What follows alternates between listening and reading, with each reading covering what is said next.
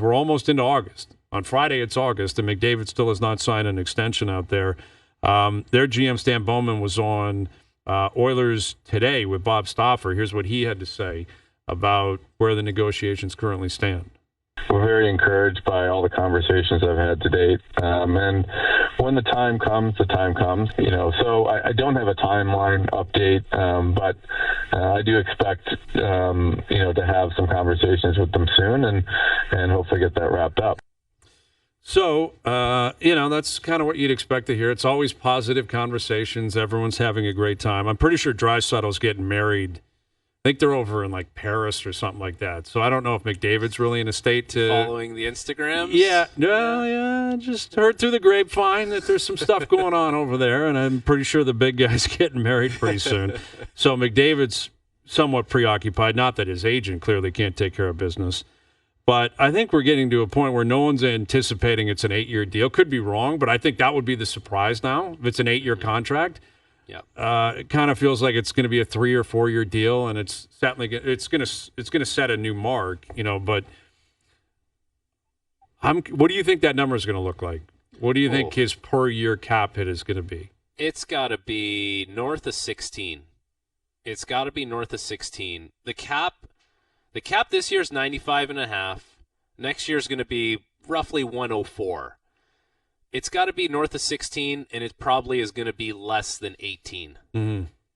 So somewhere between 16 and 18, which skyrockets him past Draisaitl, clearly. Draisaitl's at 14. He's the pace car in the league for the highest paid player. A good Jerry's will be whether or not there'll be multiple players making more than Draisaitl next year. Because I get the impression in order for Kaprizov to stay in Minnesota, it might cost him 14.5. $15 million. Yeah. Would Jack Eichel demand 14.25 in Vegas? See, that's the no state tax thing about Vegas, though. Yeah. He can take less there, sign his extension, possibly make a ton of money. Possibly. Right? Does he want to, though? That's always been my stance. Yes, he can.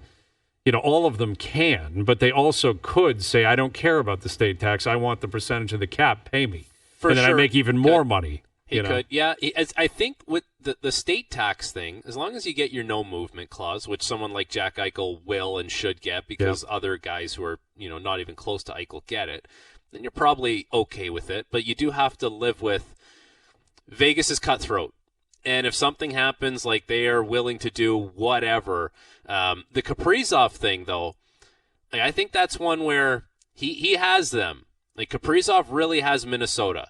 They have never had a player like Kirill Kaprizov. Mm-hmm. And it's not like guys like that just you don't get them very often. And one of the top 5 best players in the NHL when he's healthy. That's the thing, though. He struggles sometimes staying healthy. You got to consider that. He could name his number and say, you know what, guys, you're Minnesota. I'm Kirill Kaprizov. You need me more than I need you, and it's going to be a big, juicy number. I think wouldn't they'll be have surprised. To pay it. I wouldn't be surprised. That would remind me of Vladdy with the Blue Jays. What are you going to do? You got to pay it because it's hard for you to get elite talent, and you have it, you have to retain it. Yeah, I wouldn't be surprised at all if Kaprizov was the second highest paid player in the league next year. And he shouldn't be because he's a great player, but he's not better than Draisaitl or McKinnon or Makar or Quinn Hughes or Matthews. It's not far. He's not far. He's a winger. Stay healthy. Not healthy a lot, but he's a really good player.